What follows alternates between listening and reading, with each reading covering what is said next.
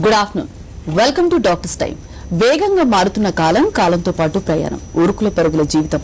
మనం ఏం తింటున్నామో, ఎలా ఉంటున్నామో పట్టించుకోకుండా కాలంతో పోటీ పడుతున్నాం. వెరసి కొత్త రోగాలకు ఊతమివ్వటం. ప్రస్తుతం ఈ మధ్య కాలంలో కొంతమంది వారికి తెలియకుండానే ఒక విచిత్రమైన వ్యాధి బారిన పడుతున్నారు. అదే ఇరిటబుల్ బవెల్ సిండ్రోమ్. దీనికి తోడు అల్సర్స్, జీర్ణకోశ సమస్యలు కూడా అధికమవుతున్నాయి. ఐబిఎస్ కు ప్రధాన కారణాలేంటి? జీవనశైలితో సమస్యలు వస్తాయా? హోమియోపతిలో ఎలాంటి చికిత్స ఉంది? ఇలాంటి మరిన్ని విషయాలను హోమియోకేర్ ఇంటర్నేషనల్ వైద్యులు డాక్టర్ మౌనికా గుప్తా గారిని అడిగి తెలుసుకుందాం. అలాగే మీరు కాల్ చేసిన నంబర్లు 0402331079 అండ్ 730. Hello doctor. హలో అండి. ముందుగా చెప్పండి, అసలు ఐబిఎస్ అంటే ఏంటి, ఎలాంటి రీజన్స్ ఉంటాయి వీటికి? సో ఫస్ట్ థింగ్, ఐబిఎస్ అంటే ఇరిటబుల్ బవెల్ సిండ్రోమ్. బవెల్ అంటే ఏంటి అంటే మనం తిన్న ఫుడ్ని ఏదైతే ప్యాసేజ్ నుంచి అయితే మనకు దాని డైజెషన్ ప్రాసెస్ కానివ్వండి, లేకపోతే దాన్ని బయటకు ఎక్స్క్రీట్ చేసే ప్రాసెస్ కానివ్వండి, ఇదంతా ఏదైతే ఉంటుందో దాన్ని మనం బవెల్ సిస్టమ్ అని చెప్తూ ఉంటాం.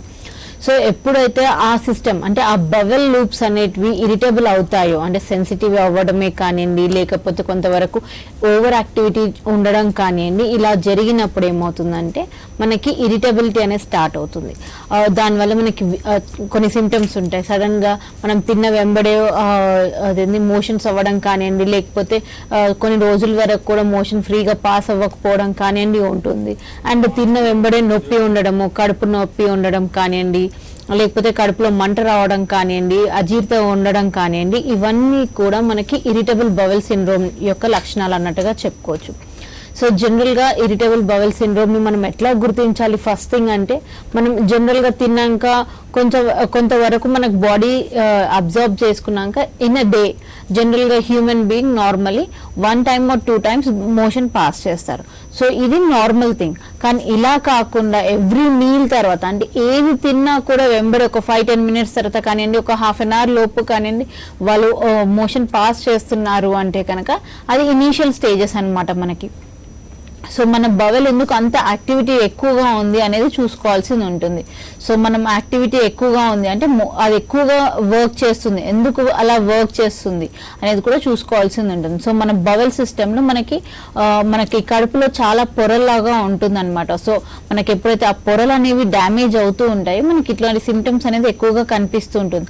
అవి డ్యామేజ్ అవ్వడానికి మళ్ళీ చాలా రీజన్స్ ఉంటాయి అనమాట.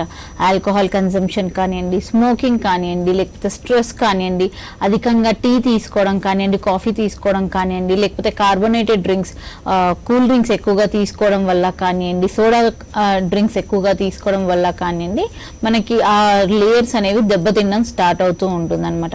సో ఎప్పుడైతే ఈ లేయర్స్ అనేది మెల్లిమెల్లిగా దెబ్బతింటూ ఉంటాయో అక్కడ చిన్న చిన్న సెల్స్ ఏవైతే మనకి డైజెషన్ ప్రాసెస్లో ఉపయోగపడుతూ ఉంటాయో అవన్నీ కూడా డ్యామేజ్ అవుతూ వస్తాయి. సో అవి డ్యామేజ్ అవ్వడం వల్ల అక్కడ డైజెషన్ ప్రాసెస్ అనేది జరగదు. కాబట్టి డైరెక్ట్గా బవెల్ మనం తిన్నది ఏదైతే ఉందో డైరెక్ట్గా కింద వరకు వెళ్ళిపోతుంది అనమాట. సో ఇటువంటి సిమ్టమ్స్ని, ఇలాంటి కండిషన్ని మనం ఇరిటబుల్ బవెల్ సిండ్రోమ్ అని చెప్తూ ఉంటామండి. ఓకే, దీన్ని అంటే హెర్నియాకు కూడా దారితీసే అవకాశాలు ఉన్నాయంటారా?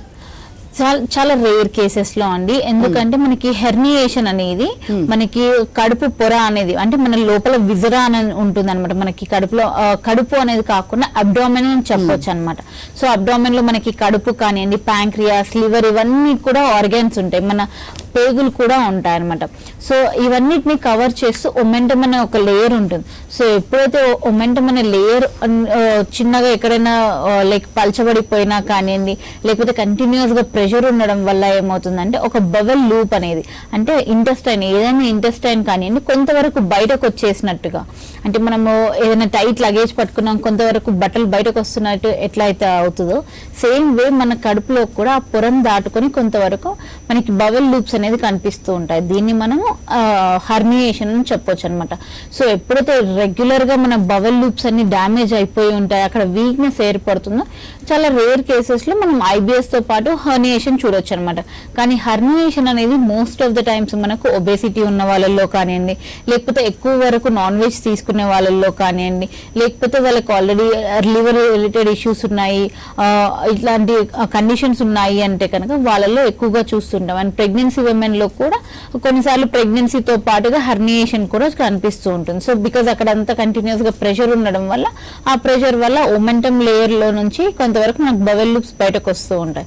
సో ఇది జనరల్ గా హర్నియేషన్. సో మనకి ఇరిటబుల్ బవెల్ సిండ్రోమ్ ఉన్నప్పుడు హర్నియా రావటం అనేది చాలా రేర్ కేసెస్ లో ఉంటుందండి. ఓకే అండి, మరి ఐబిఎస్ అనేది అంటే ప్రతి ఒక్కరిలో ఒక్కో విధంగా ఉంటుంది, అంటే బాడీని బట్టి ఏమైనా చేంజెస్ ఉంటాయా లక్షణాలకు సంబంధించి? సో జనరల్ గా ఐబిఎస్ సిమ్టమ్స్ అంటే ఎలా ఉంటుందంటే కంటిన్యూస్ గా, అంటే ఇప్పుడు మనం మీల్ చేసాం అంటే బ్రేక్ఫాస్ట్ చేసిన ఒక 5 minutes 10 minutes లో వాళ్ళు కంపల్సరీ మోషన్ పాస్ చేసి రావాల్సి ఉంటుంది. దాని తర్వాత లంచ్ చేసినా లేకపోతే ఏదైనా లైట్ మీల్ తీసుకున్నా కానీ అది జనరల్ సిమ్టమ్స్ విత్ పెయిన్ ఇంకా బర్నింగ్ ఉంటుంది అనమాట. ఇది జనరల్ ఇరిటబుల్ బవెల్ సిండ్రోమ్ యొక్క సిమ్టమ్స్.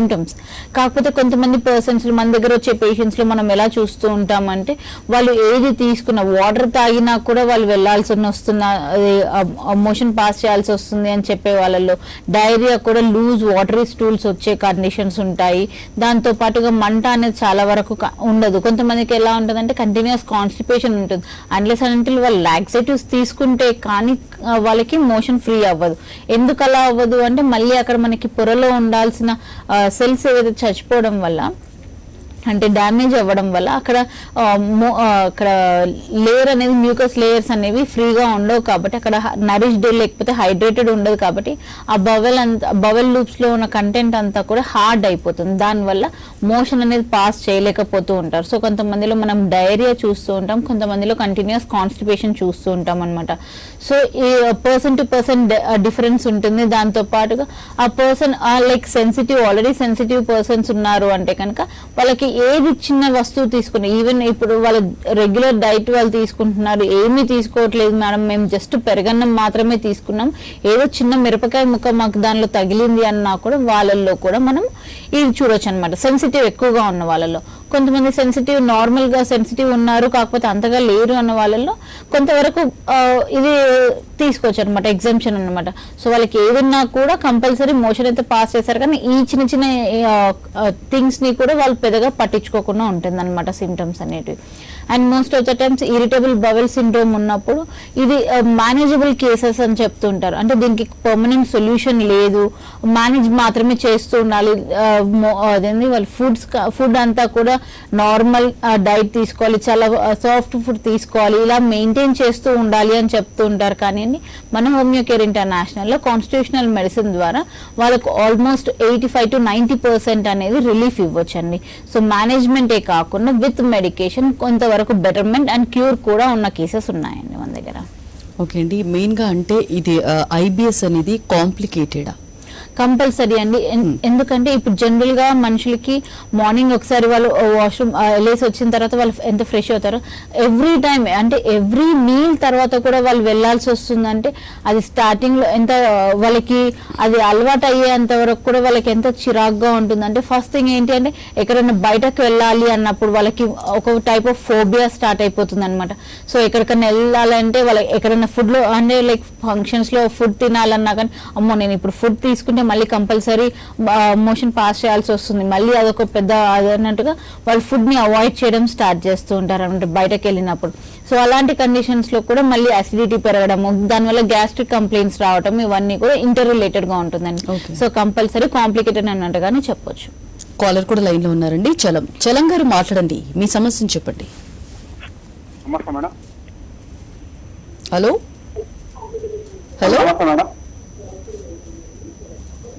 చెప్పండి, మీ సమస్య చెప్పండి, డాక్టర్ గారు వింటున్నారు. నమస్తే మేడం. రైట్, కాల్ డ్రాప్ అయిందండి. మెయిన్ గా చూస్తే కనుక అంటే ఇది కాంప్లికేటెడ్ అన్నారు. అంటే ఐబిఎస్ అనేది కొంతమందికి దీన్ని ఏమంటారో అని కూడా తెలియదు.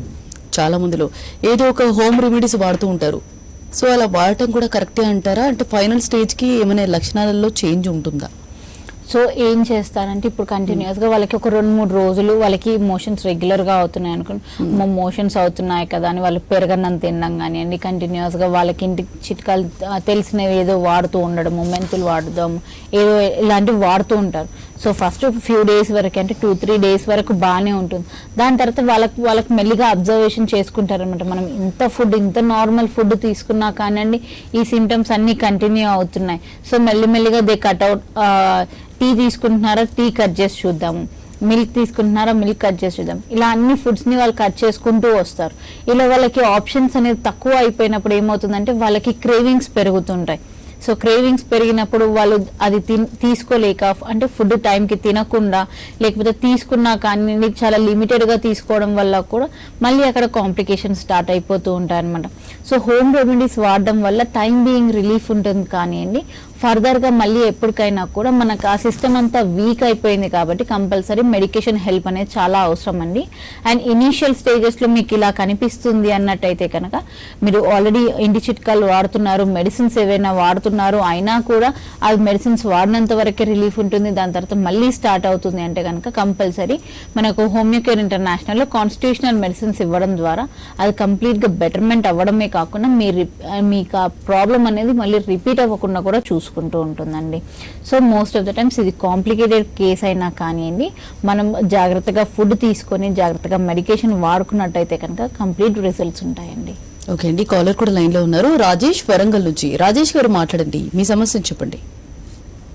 మేడం గట్టిగా మాట్లాడండి రాజేష్ గారు. ఎప్పటి నుంచి అండి? అల్సర్ ఎక్కడుందన్నారండి?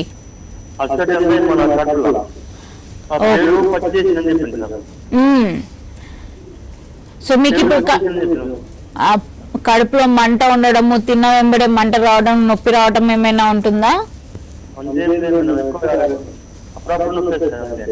ఓకే అండి. సో ఆల్మోస్ట్ 4 years నుంచి ఉందా? 2 years నుంచి? 10 years నుంచా? సో 10 years నుంచి అలానే మెయింటైన్ చేస్తున్నారు. ఫుడ్ అన్ని కూడా తీసుకుంటున్నారా లేకపోతే చాలా తక్కువ తీసుకుంటారా? అన్ని తీసుకుంటారు. మరి అల్సర్ అని ఎవరు చెప్పారు సార్? ఎండోస్కోపీ చేయించారా? ఎండోస్కోపీ చేయించారా? అది అల్సర్ అనేది క్లారిఫై అయిపోయింది. కానీ మీకు సిమ్టమ్స్ ఎప్పుడన్నా ఒకసారి మాత్రమే వస్తాయో, అది కూడా 10 years నుంచి ఉన్నాయి.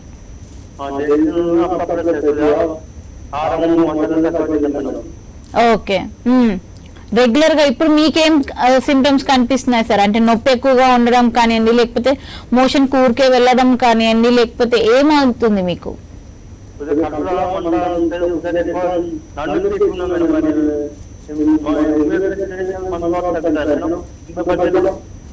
ఉంటుందండి. నడుము నొప్పికి కూడా మందులు ఉంటాయి, దీనికి కూడా మందులు ఉంటాయి.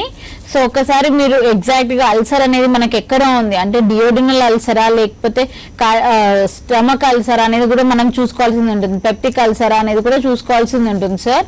సో ఒక్కసారి మీ రిపోర్ట్స్ అన్ని కూడా తీసుకొని నియరెస్ట్ హోమియోకేర్ బ్రాంచ్ ని సంప్రదించండి. ఇఫ్ ఇన్ కేస్ మీకు ఏ సిమ్టమ్స్ ఉన్నా కానివ్వండి, కొంతవరకు డైట్ ఫాలో అవుతూ మన మెడిసిన్స్ వాడినట్టయితే కనుక కంప్లీట్ గా బెటర్మెంట్ ఉంటుందండి. అండ్ ఆల్రెడీ 10 years హిస్టరీ ఉంది కాబట్టి కొంచెం లాంగ్ టైం తీసుకున్నా కానీ తొందరగానే బెటర్ అవుతుంది. ఓకే అండి, అంటే మెయిన్ గా చూస్తే కనుక ఐవిఎస్ ను అంటే హోమియోపతిలో ఎలా ట్రీట్ చేస్తారు? సో జనరల్ గా హోమియోపతిక్ ట్రీట్మెంట్ అంటే మనకి సిమ్టమాటిక్ ట్రీట్మెంట్ ఉంటుంది అనమాట. సో వాళ్ళ సిమ్టమ్స్ అంటే ఫిజికల్ సిమ్టమ్స్ ఏమున్నాయి, మెంటల్ సిమ్టమ్స్ ఏమున్నాయి అనేది ఇంపార్టెంట్ అనమాట. సో మైండ్ పరంగా వాళ్ళు స్ట్రాంగ్ ఉన్నారా లేకపోతే స్ట్రెస్ఫుల్ కండిషన్స్ లో ఉన్నారా? ఇప్పుడు మనం బాడీలో ఎంతగానో కరెక్షన్ చేసినా కానివ్వండి, వాళ్ళు కంటిన్యూస్ గా స్ట్రెస్ఫుల్ లైఫ్ లీడ్ చేస్తున్నారంటే అది మళ్ళీ రియకర్ అవుతూనే ఉంటుంది అనమాట. సో అలా కాకుండా ఎప్పుడైతే మనం కాన్స్టిట్యూషనల్ మెడిసిన్ ఇస్తున్నామో అంటే వాళ్ళ మైండ్ పరంగా కూడా మనం స్టడీ చేసి ఇవ్వడం వల్ల ఏమవుతుందంటే వాళ్ళకి స్ట్రెస్ ఏదైనా ఉందా దానికి తగ్గట్టుగా మనం మెడిసిన్స్ ఇవ్వాల్సింది ఉంటుంది.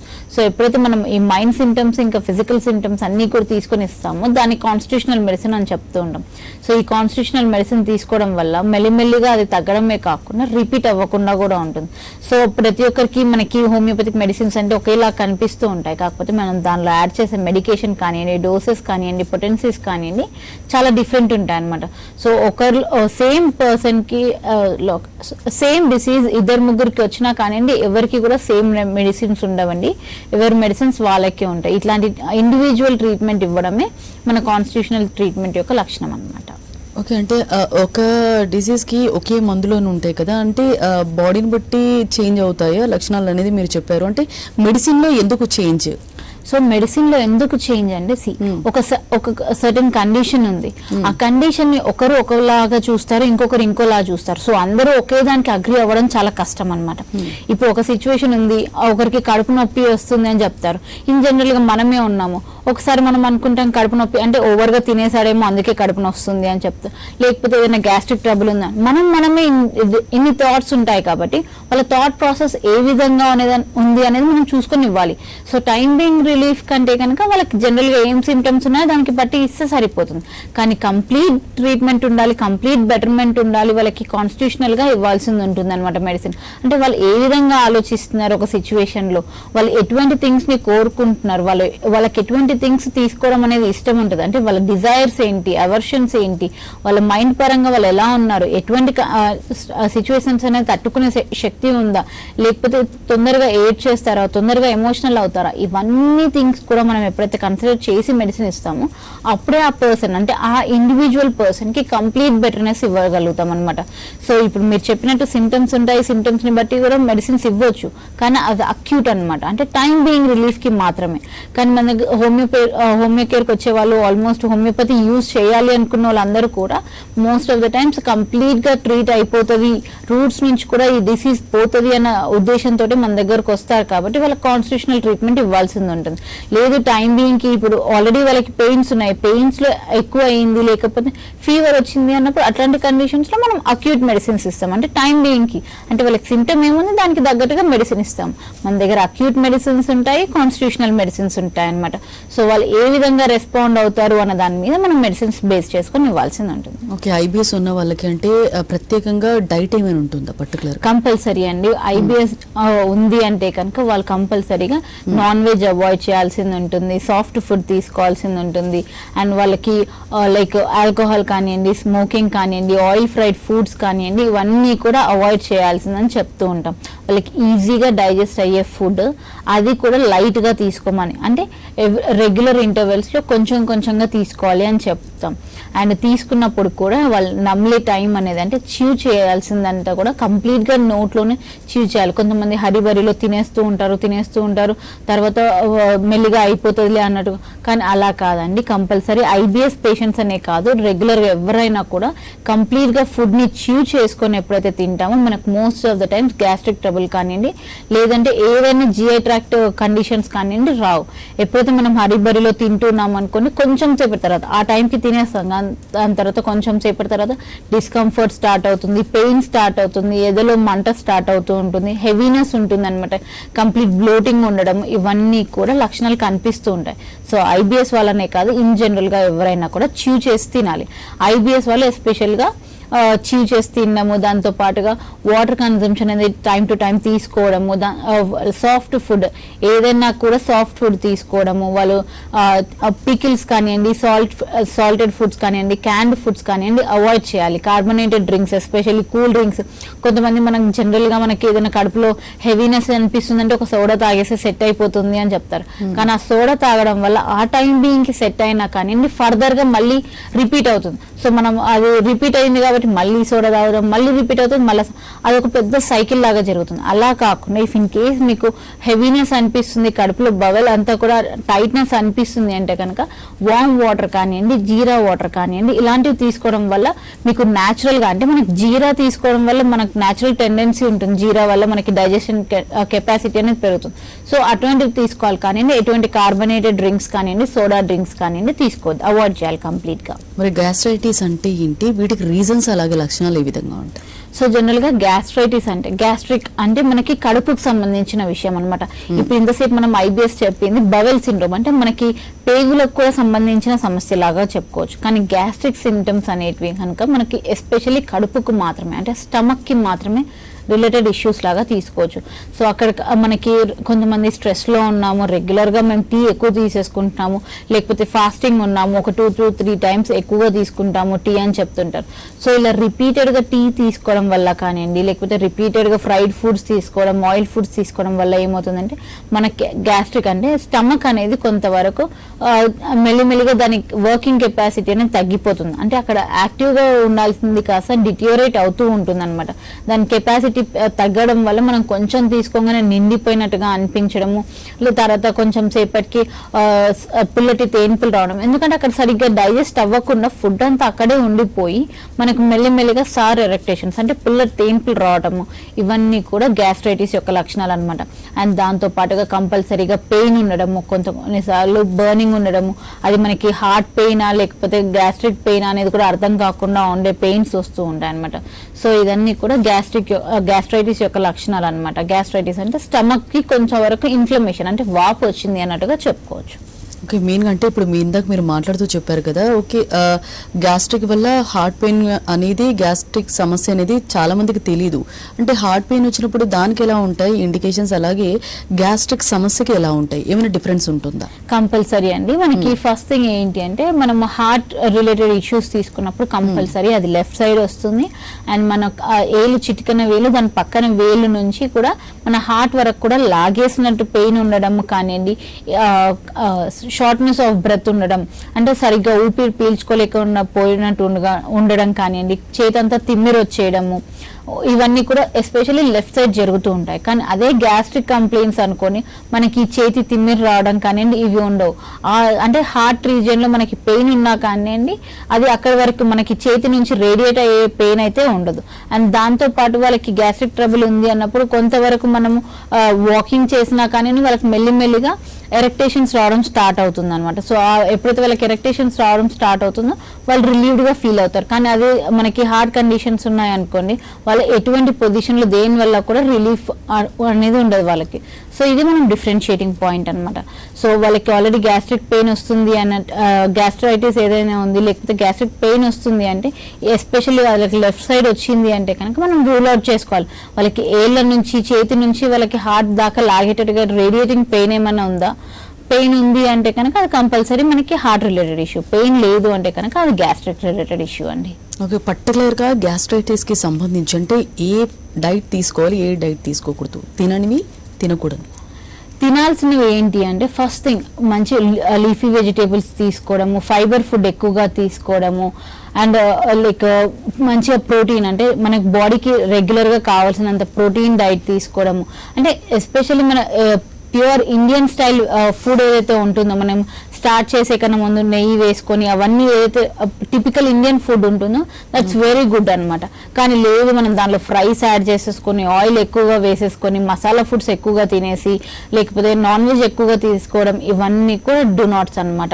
ఇవన్నీ కూడా అవాయిడ్ చేస్తే లేకపోతే తీసుకున్నా కానీ దానికి తగ్గట్టుగా మళ్ళీ వర్కౌట్ చేయాల్సింది ఉంటుంది, వాకింగ్ చేయాల్సింది, ఇవన్నీ కూడా కంపెన్సేట్ చేసుకోవాలి. కంపెన్సేట్ చేయలేము అన్నప్పుడు వాళ్ళు ఎంత నార్మల్ డైజెస్టివ్ ఫుడ్ తీసుకుంటే అంత బెటర్ అనమాట. అండ్ లైక్ అవాయిడింగ్ అంటే టూ మచ్ ఆయిల్ అవాయిడ్ చేయడం కానివ్వండి, ఆయిల్ ఫ్రైడ్ ఫుడ్స్ అవాయిడ్ చేయడము, బేసన్ కానివ్వండి, శనగపిండి ఇలాంటివి అవాయిడ్ చేయడం వల్ల కొంతవరకు వాళ్ళకి బెటర్మెంట్ ఉంటుంది. అండ్ ఇది జనరల్గానే కాకుండా ఏ హ్యూమన్ బీయింగ్ అయినా ఏదైనా ఫుడ్ నార్మల్ అంటే నార్మల్ లిమిట్స్లో తీసుకుంటే బెనిఫిషియల్, కానీ అప్పర్ లిమిట్స్లో తీసుకున్నారనుకొని వాళ్ళకి మెల్లిమెల్లిగా సిమ్టమ్స్ స్టార్ట్ అవ్వడం కనిపిస్తూ ఉంటుందండి. ఓకే అండి, ఐబిఎస్ గురించి గ్యాస్ట్రైటిస్ గురించి చాలా డీటెయిల్గా చెప్పారండి. Thank you so much.